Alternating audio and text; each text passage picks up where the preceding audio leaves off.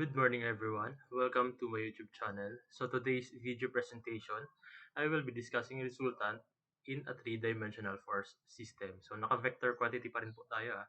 So we have here I, J, and K. So resultant is equivalent to force 1 plus force 2 plus force 3, or the summation of all forces. So based dun sa definition ng resultant, si resultant is an equivalent force system of all the forces in a uh, space on in a force system. So kumbaga, itong lahat ng forces na to, kapag pinag-isa po natin siya, magiging equivalent to the resultant force siya, no? So, same din sa moment. So, we have here moment is equivalent to M1 plus M2 plus M3, or the summation of R times F. We have here moment 1 plus moment 2 plus moment 3. So, pag pinagsama po natin yung mga moment na yan, we have here the equivalent moment, no? Then, since pinag-uusapan natin is in a three-dimensional force system, so we have here Rx, Ry, and Rz. So, the resultant at x-axis is equivalent to summation of forces along x direction, and summation of forces along y direction is equivalent to the resultant at y-axis. Then, resultant at z-axis is the summation of forces along z direction. Then, the total resultant will be equivalent to the square root of summation of fx squared plus summation of fy squared plus summation of fz squared. Then, we have here moment at x-axis, moment at y-axis, and moment at z-axis. Then, moment at x-axis is equivalent to the summation of r times f along x-axis moment. Then, moment at y is equivalent to summation of r times f moment along y-axis. Then, moment at z is equivalent to summation of r times the forces na mag-moment along z-axis. Then we have here the total moment, which is equivalent to the square root of mx squared plus my squared plus mz squared. So, para mas maintindihan ninyo, i-apply po natin siya sa mga sample problem.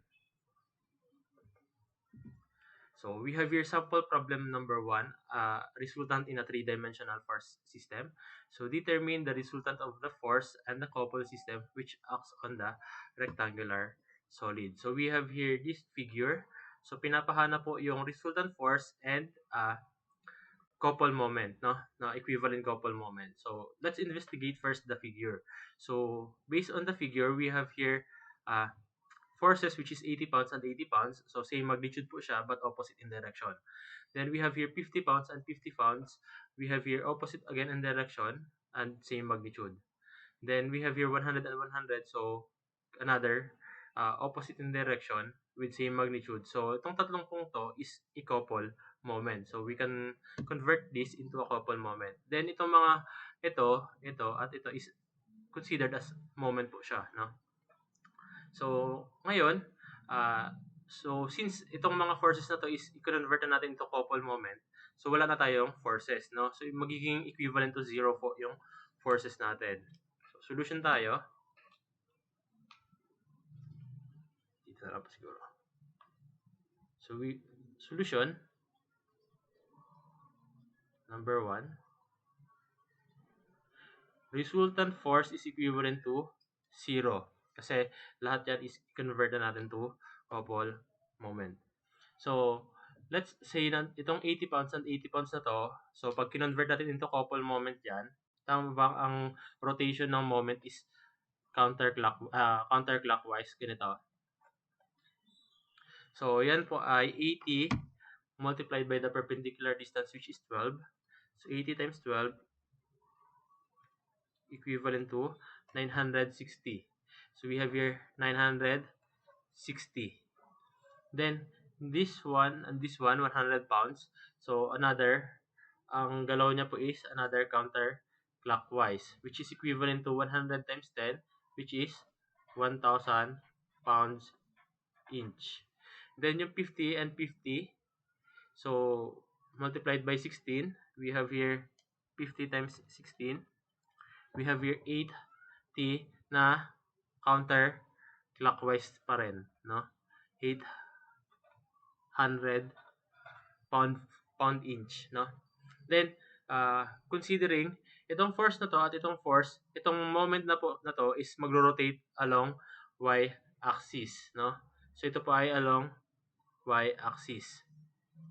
Then yung 80 natin, itong 50-50, kapag mag-moment po tayo, mag-moment po siya along x-axis natin, no? Then yung 1,000 pounds natin, pound inch, magro-rotate po siya along z-axis, no? So, yan. So, to get the moment, we have here moment at O. Moment at O is equivalent to, so pagsamahin lang po natin lahat ng sa x muna. So, x-axis, so we have here the 800 pounds, pound inch pala.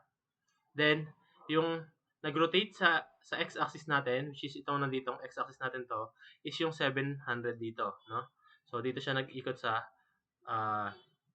x-axis, which is clockwise. So, let's say that the clockwise is negative. Kahit magkabaliktaran naman yung assumption natin eh. At the end naman, ma-identify naman dun sa moment kung ano yung rotation ng moment, no? So, 700. So, rotation along x-axis, so I. Plus, yung sa y-axis naman tayo. So, yung mga nag-rotate sa y-axis natin is yung 960, then another 960 na nandito, no? So, we have here 960 na counterclockwise and another 960 na counterclockwise ay J. Plus, yung 1,000 natin dito minus yung another 1,000 na to, rotation along K direction or Z. No, may K po yan. So, we have here moment at O is equivalent to 100 I pound inch. Kasi nga ito ay masi-0 and 0. So, ito na yung magiging ano na. So, we have here 100 I pound inch. The rotation of the moment will be counterclockwise. Kasi positive yung sagot natin based dun sa assumption natin na yung clockwise is positive. Counterclockwise is positive. Clockwise is negative. So, we have here 100 I pound inch counterclockwise. So, ito po yung sagot natin. At itong R is equal to 0. Okay. Next problem po tayo. Problem number 2. Determine the resultant of a system of parallel force which acts on a plate. Solve with the vector approach. So, another vector approach ay J and K po pa rin yung magiging sagot po natin. No?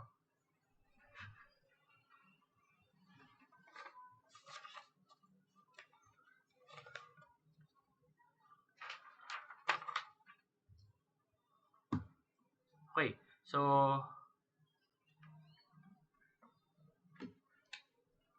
we have here 50 Newton going backward, 500 Newton going forward, 300 Newton going backward, and 200 Newton forward. So, since naka-parallel force po tayo, so ibig sabihin, yung magiging resultant natin is along an axis lang, no?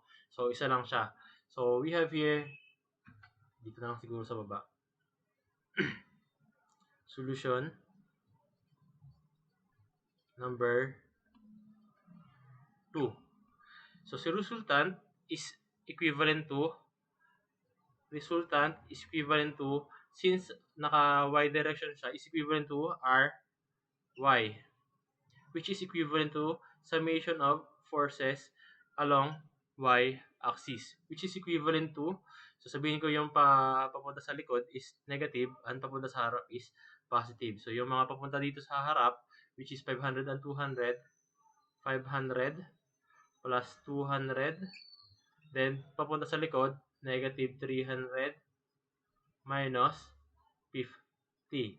Therefore, equivalent yan kay 700 minus 350 is equivalent kay 350 J naka-Newton. So, si J is the direction. So, along y axis po siya. So, ito po yung sagot na para dun sa resultant force na hinihingi. Okay. Then, moment po, no? So, pinapahanap din po yung moment dyan. Okay. So, to get the moment po tayo dun sa point O. So, MO is equivalent to, so since parallel po siya, so dalawang moment lang po yung mabubuo natin dyan. So, since the forces that is parallel to that axis, di na siya mag-moment, no? So, equivalent to 0 siya. So, wala tayong moment along y-axis. So, ang mag-moment na lang tayo is along x-axis and z-axis. So, unahin po natin yung mag-moment sa x-axis. So, kung x-axis natin is ito, ano po yung mga forces na mag-moment? Siyempre, yung 50 at yung 300 Newton. So, perpendicular distance is yung 0.35 and 0.35. So, clockwise is positive and counterclockwise is negative po tayo. So, let's say clockwise is 50 multiplied by, itong 50 na to ang galaw nito para sa x-axis ay pa ganito. Tama? So, we have here 50 multiplied by perpendicular distance which is 0.35. Then, ito, ang ikot niya is pa ganon, counterclockwise tayo, minus, kumbaga nag-interchange naman yung assumption natin dito. Positive yung clockwise, negative yung counterclockwise tayo. Counterclockwise, which is 300 times 0.35. Then, moment siya at x-axis. Plus, moment tayo sa z-axis. So, yung mag-moment sa z-axis, so itong force na 500 tsaka itong 300 is pass through the line of action ng z-axis. So, therefore, ang mag-moment natin is yung 50 at yung 200 Newton. So, ang galaw po niya is all clockwise. So, we have here positive 50 multiplied by 0.5 plus 200 multiplied by 0.5 z axis, no? So we have here moment at O, which is equivalent to 50 times 0.35 minus 300 times 0.35. So we have here negative 87.5 I plus 50 times 0.5 plus 200 times 0.5. So we have here positive 125 K. So yung unit po niyan is naka-Newton meter. So ito po yung sagot natin para sa moment. Then for the location of the resultant, kasi pinatanong din dito kung saan mag-act sa plate yung force natin, di ba?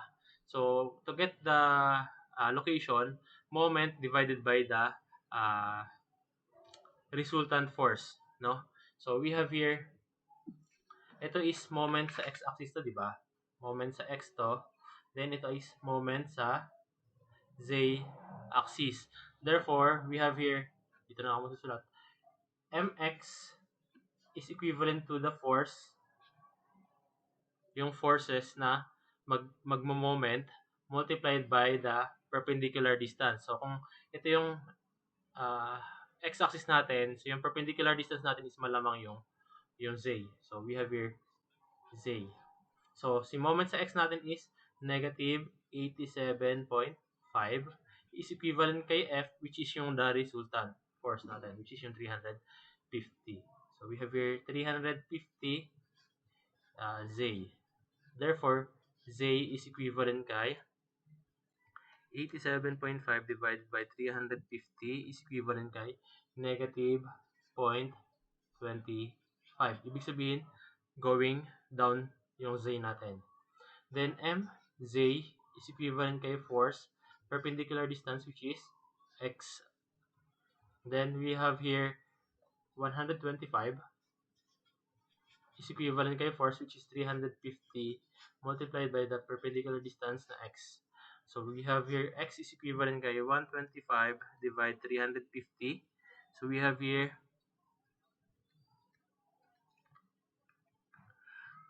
0.36 meters.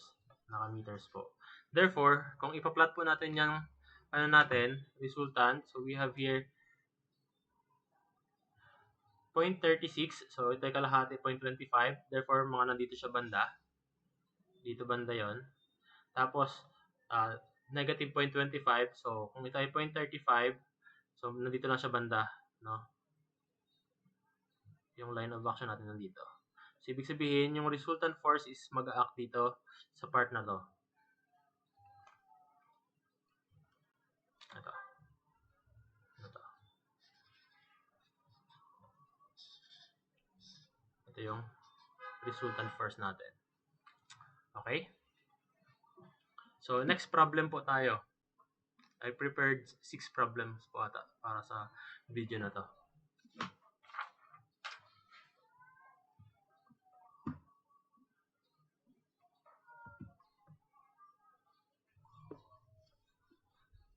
So, two upward load are exerted in a small three-dimensional truss. Reduce these two loads to a single force couple system at point O, shown that R is perpendicular to them. Determine the point in the X and Z plane through which the resultant passes. So, pinapahanap po yung forces, yung resultant force itong dalawang to, no, na mag-act dito sa three-dimensional truss natin. Then, pinapahanap din po yung location ng magiging resultant force natin. No? Okay.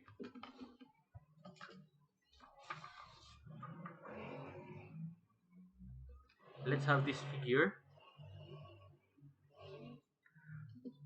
So, kung makikita nyo, yung forces lang natin is along y-axis. So, we have here ry lang, which is equivalent to the resultant force. No?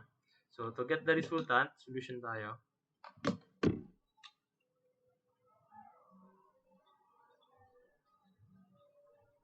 Solution number 3.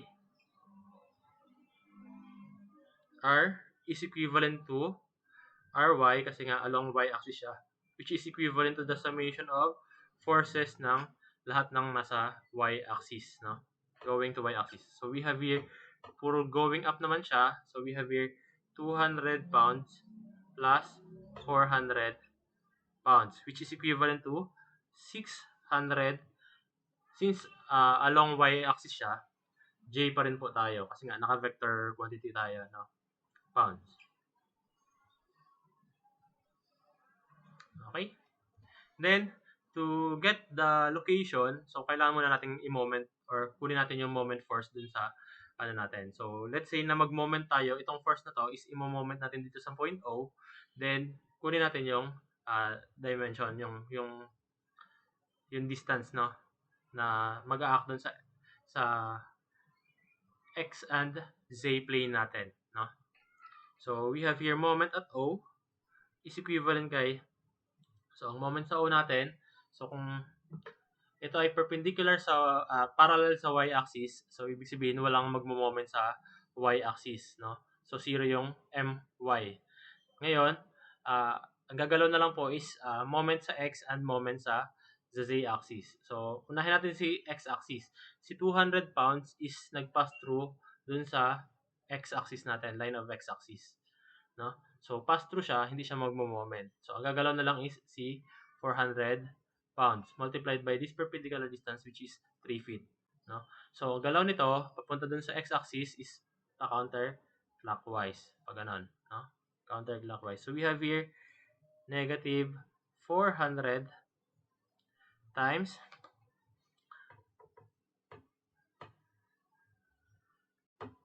3.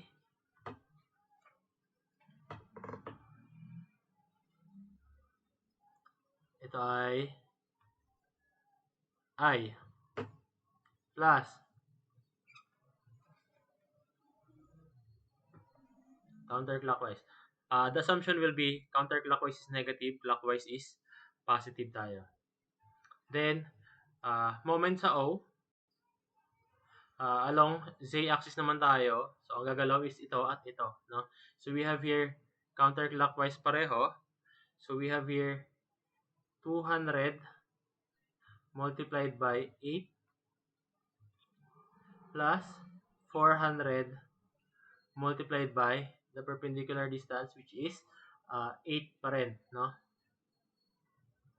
So MO is equivalent kay 400 times 3. 400 times 3 is equivalent kay 1,200. So we have here negative 1,200 I plus, puro pala counterclockwise, no? So ito ay negative, negative. So we have here 200 times 8 plus 400 times 8. Para lang naman po yun. We have here 8.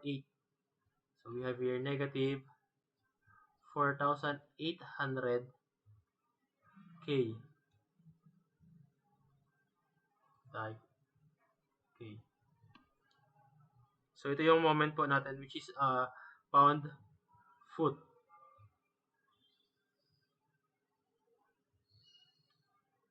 Okay? So to get the value of or the location, to get the value of the location of the resultant force, so moment lang divided by the resultant uh, force. So let's say na moment sa x ulit tayo. Ito yung x natin, mx, then ito ay mz, no? So we have here mx is equivalent kay force multiplied by z na direct na perpendicular distance. So mx is equivalent kay negative 1,200 is equivalent kay force, which is 600 times z. Z is equivalent kay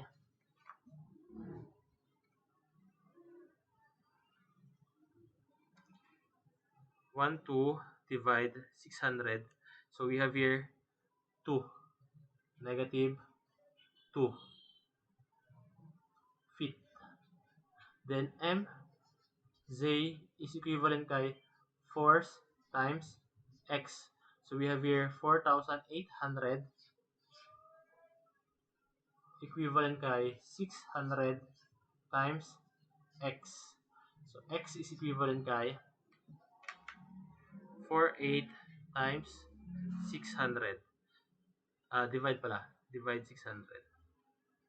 So we have here 8 feet. So yung location po natin is nandito po siya sa distance to tayo 8, tapos backward ka na 2. No? So therefore, dito siya banda. Resultant force. Tayo, distance na tayo 2 feet. Okay?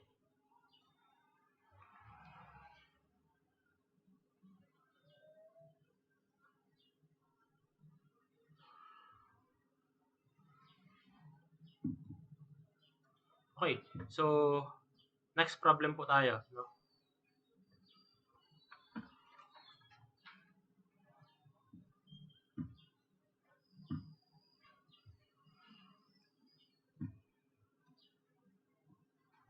We have here problem number 4. Again, ano ulit siya? Parallel force ulit yung 3-dimension natin. So we have here the horizontal top of a concrete column is subjected to the system of forces shown. Represent the resultant of all forces as a force R at point O and a couple moment. Also specify the magnitude of R and M. Okay. So ibig sabihin itong lahat ng forces na nag-act dito is gagawin nating isa, which is R, and yung moment niya, which is M, no? Doon sa point O, no? Okay. Ito.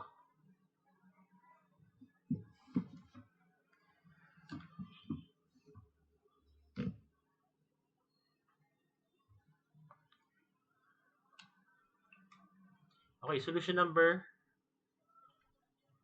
4. Solution number 4.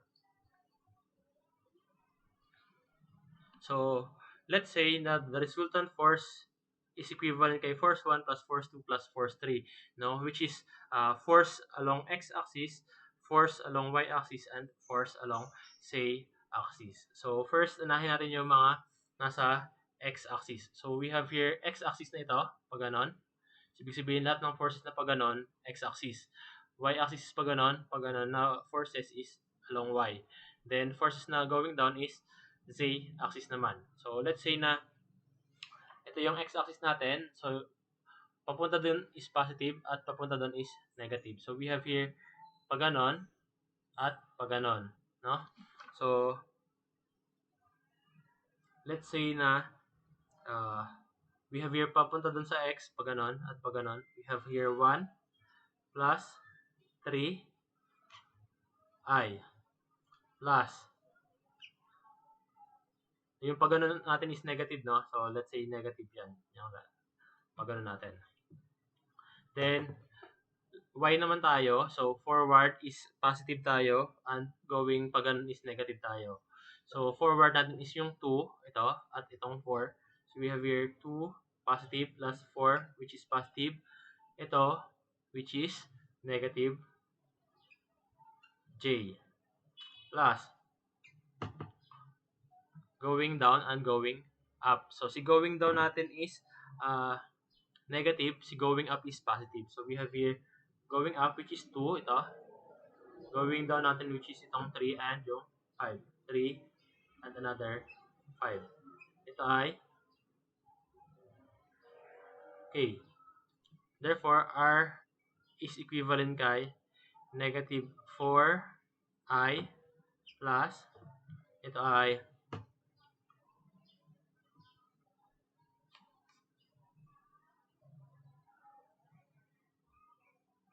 6 minus 3 is 3j plus ito ay negative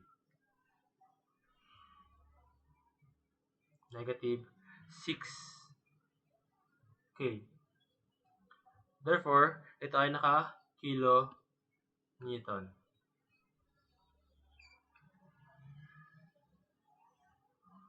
So, ibig sabihin yung force natin is nakaganito siya. May pagganito na x going pagana na y at going downward na k. No? So, ibig sabihin kapag inano siya, yung direction niya is nakaganito. So, ibig sabihin papaganito yung resultant force natin.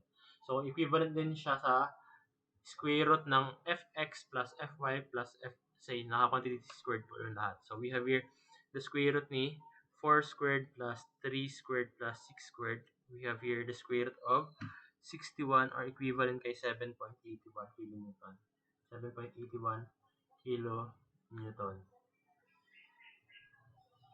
Ito po siya. Then, kunin po natin yung value ng moment, no, na mag-a-act dun sa point O. No? So, kapag nilagay natin yung resultant force, we have here, sulat na lang natin para yung resultant force natin, we have here component going down. Tapos, going forward na Z, pag ganyan. At pag ganyan. Tapos, going backward na X. Therefore, pag inano natin yan, line of action niya is nakaganito. Dito yung resultant force natin. No?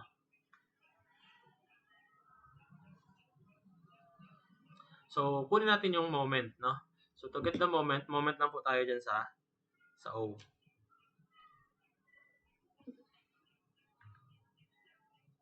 Dito na siguro sa baba. Moment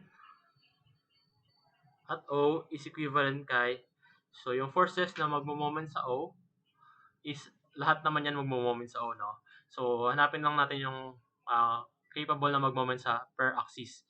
So, unahin natin yung x-axis. So, ito yung x-axis natin. So, yung line of action na to is x-axis. So, ibig sabihin yung force na 2 tsaka yung 4 is nag-pass through. Then, yung 4, yung 3 kN is nag-pass through din, no? Then, Yung 1 at yung 3 is parallel, so walang moment siya.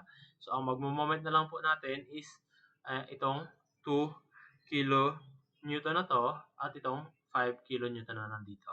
No? Okay. So we have here, ito, papunta dun sa x-axis, clockwise, positive, tayo. So we have here 2 multiplied by the perpendicular distance, which is 0.8, minus itong 5 kN na to, multiplied by,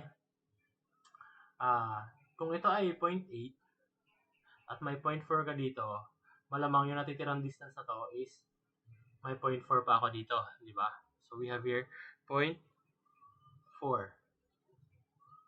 Ito ay moment sa x-axis. Plus, moment naman tayo sa y-axis. So lahat ng forces na nandito is hindi na siya magmo-moment kasi yung y-axis natin is ito. So lahat ito is nag-pass through sa y-axis.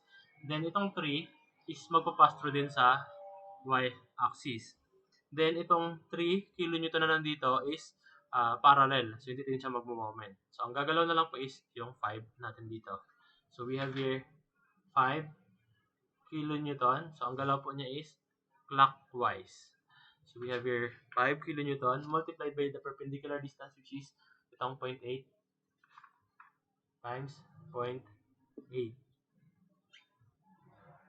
J plus yung mag-moment sa z-axis. So itong force na to, lahat po yan is pass through sa z-axis natin. So walang moment po yan. Ito din po is magpa-pass through sa z-axis. No? Then ito is perpendicular, parallel sa z-axis natin, parallel sa z-axis. So ang magagalaw na lang po is itong force na to, ito at itong nandito, no? So moment sa z-axis natin, medyo masikip yung ano. Okay. So unahin ko muna yung 1 kN. So clockwise po siya pag ganon. We have here 1 multiplied by 0.8, positive po siya kasi clockwise. Then itong counter. We have here 3 kN na to. Pupunta dun sa z-axis natin, we have here perpendicular distance na 0.8. Negative 3 times perpendicular distance 0.8 minus another moment natin is ito, 3 times your perpendicular distance natin is 0.8 ulit. Minus 3 times 0.8. So we have here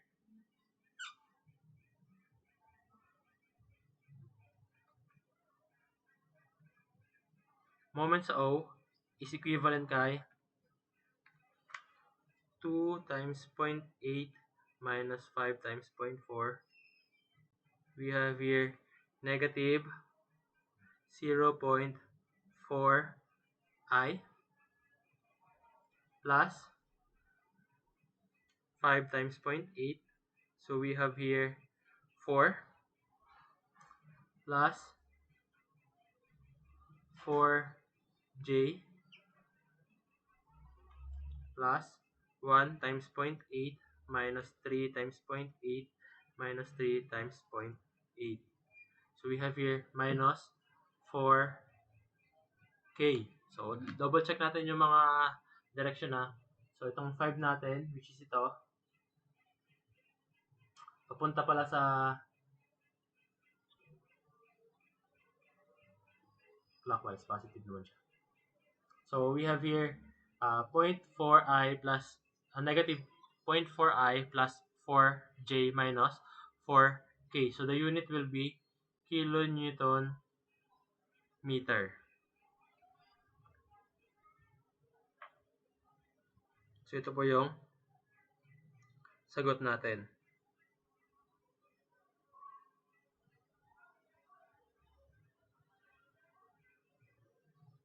So to get the total moment is equivalent kay square root ni 0.4 squared plus 4 squared plus 4 squared. So moment is equivalent kay square root ni 0.4 plus 4 squared plus 4 squared. We have here 5.67 kilonewton meter. Double check natin ha. So we have here moment sa x-axis natin. We have here yung 2 which is clockwise. Then yung 5 which is counter clockwise, no? Then yung 5 another sa y-axis natin, we have here 5 pag ganon. So clockwise siya, positive siya. Then yung ito which is 0.8 clockwise. Then ito counterclockwise and counterclockwise. So ito po yung sagot natin, no? Okay. So problem number 5 po tayo.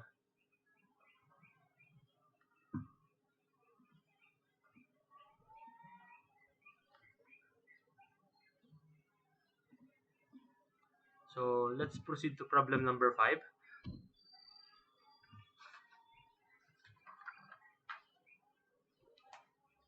We have here the commercial airliner with three-dimensional information supplied.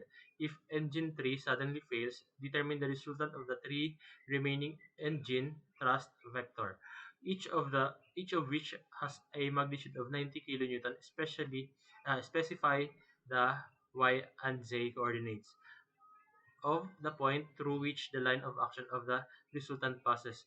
This information would be critical to the design criteria of performance with engine failure. Okay.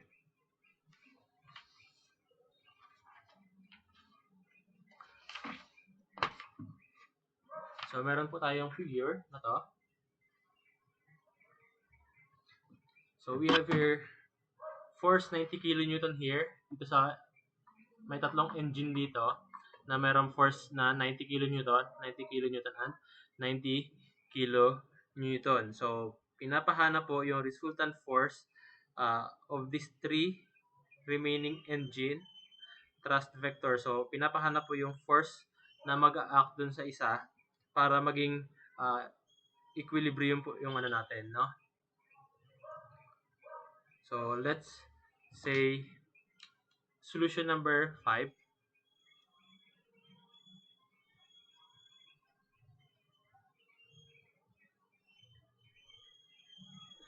Solution number 5, we have here resultant R is equivalent kay, since ano lang siya, parallel force, x-axis natin to. So, resultant is equivalent kay Rx, which is equivalent kay summation of forces along x-axis natin. So, which is equivalent yan kay 90 plus 90 plus 90. So, we have a resultant force, which is equivalent kay 90 times 3, 270 kilonewton.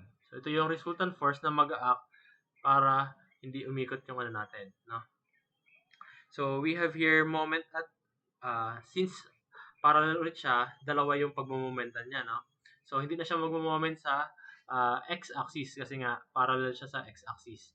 So, ang momentan niya is yung z-axis at yung y-axis. So, kung makikita niyo sa figure, itong engine na to is may perpendicular distance na to. Ito rin is may distance dito at ito ay may distance din dito, no? So, kumbaga, yung line of action niya is, kumbaga, nakaangat pa yung ano natin dun sa pinaka ano natin, pagkukuhaan ng moment, no? So, we have here, let's say moment at z-axis muna tayo para hindi tayo malito, no?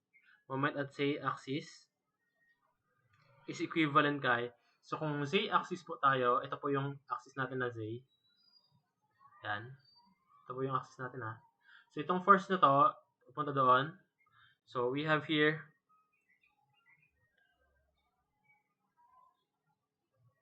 clockwise is positive ulit tayo, counterclockwise is negative, no? Balik rin lang natin. Pero wala naman yun. Kumbaga, at the end naman, identify naman natin dun sa solution na yun ay counterclockwise or clockwise. So, we have here ito, which is counterclockwise, 90 multiplied by, sabihin kong counterclockwise is negative na lang tayo, clockwise is positive para hindi tayo nalilito. So, ito, pag ganun, is counterclockwise, negative 90 multiplied by the perpendicular distance, which is 9 plus yung 12, no? So, kung itong force na to, papunta dito sa axis na to, so we have here this perpendicular distance, which is 21 meter. Minus, ito, papunta dun sa z-axis, at ito, papunta sa z-axis. Plus, clockwise, 90 multiplied by 12 plus 90 multiplied by perpendicular distance 21.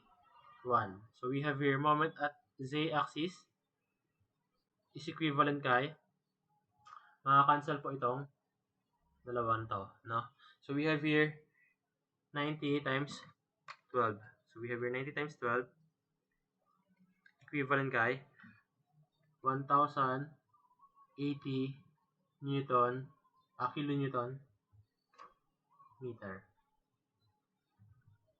which is rotating clockwise, no? Then, moment tayo sa y-axis. So, itong mga forces na to is i-moment natin sa y-axis, which is itong nanditong part na to, no? So, yung mga engine na yan is nakaangat pa po dun sa y-axis natin. So, moment at y-axis natin is equivalent kay yung force na to, which is 90. Perpendicular distance niya papunta sa y-axis is 2. So, clockwise, counterclockwise tayo, negative. Negative 90 times perpendicular distance, which is 2, plus ito, ganun din, 90, counterclockwise ulit tayo, plus negative 90 times perpendicular distance, which is 3 meters, plus negative 90 ulit kasi counterclockwise multiplied by 2. So, my axis natin is equivalent kay 630 kilonewton meter. So, the ano natin is sa ilalim pala yung sa ilalim pala yung engine natin, tapos sa taas yung axis natin. So, ang galaw po pala is puro clockwise, ano? So, kumbaga, nandito yung axis natin, ito, nandito yung axis, tapos nandito yung engine natin. So, kapag natin, papunta doon is clockwise siya, no? So, positive po pala ito lahat. Plus. So we have in here 630 kilonewton meter. Then to get the location of the resultant, so again, moment tayo sa Z is equivalent kay R times yung X natin. Then moment sa Y natin is equivalent kay R times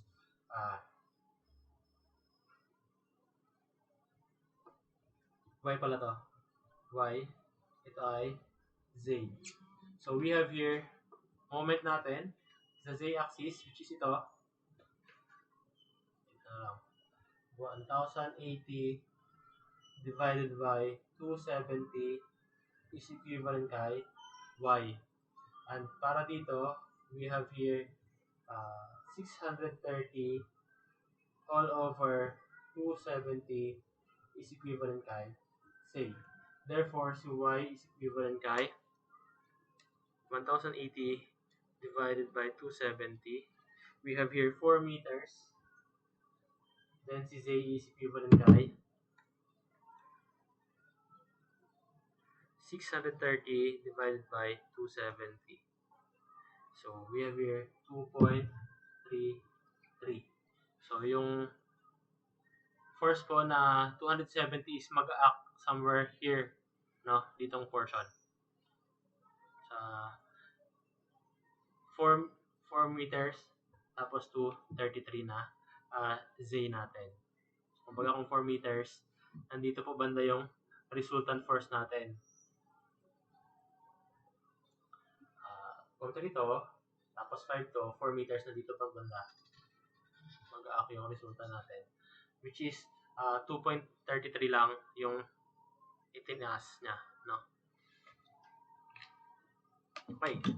So, last problem po tayo. para sa three-dimensional force system na vector quantity po. Okay, so a table exerts the four forces shown on the floor surface. Reduce the force system to a force couple system at point O. Show that R is perpendicular to MO. Okay.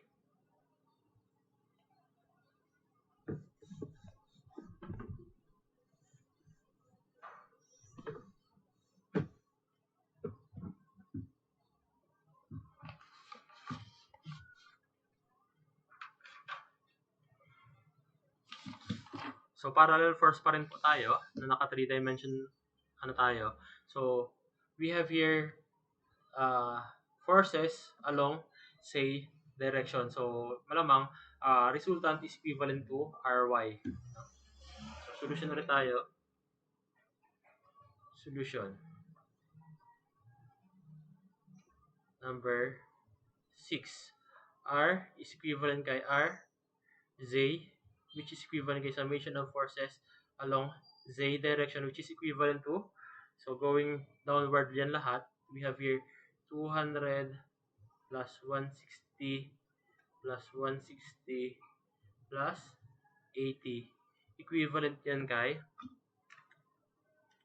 200 plus 160 plus 160 plus 80. We have here 600 Newton, which is K going downward siya. No? So, to get the location, so kailangan muna natin i-moment, tapos kunin lang natin yung location na lang. No?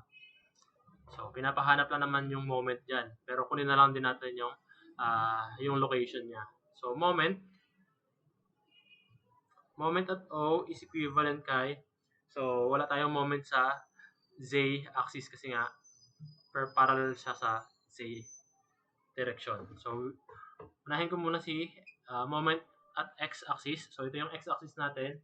So, ibig sabihin si 160 tsaka si 80 is hindi gagalaw kasi nga nag-pass through siya sa line of x-axis. Therefore, si 200 tsaka si 160. So, ang galaw niya is puro counterclockwise patalikod. So, we have here negative counterclockwise, which is 200 times perpendicular distance, which is 0.6 minus 160 ulit multiplied by 0.6.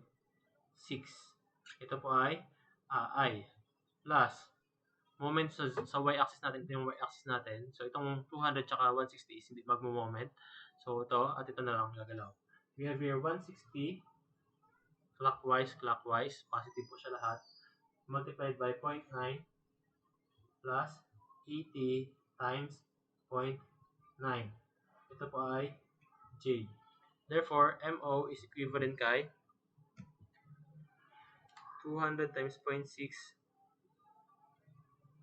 negative 200 times 0.6 plus negative 160 times 0.6. So we have here negative 216 I plus 160 times 0.9 plus 80 times 0.9. So we have here 216 J tayo Newton, naka-Newton meter. So ito po yung moment. Then to get the location, divide mo lang sa 600. So pareho naman siyang 216, 216. So ano lang natin, 216 divide 600. So we have here 0.36. So we have here x which is 0.36 and y which is 0.36. So kung 0.36 po yan, 0.36 papunta doon, tsaka 0.36 papunta doon. So ibig sabihin somewhere nandito yun. 0.36 to, 0.36 nandito. So kung i-ano natin yan, tatapat, nandito po banda yung resultant force natin. No? So logically, kung i-check natin, syempre yung resultant force is mag-a-act malapit dun sa may malaking load. No? Or dun sa mas maraming load. So yan po.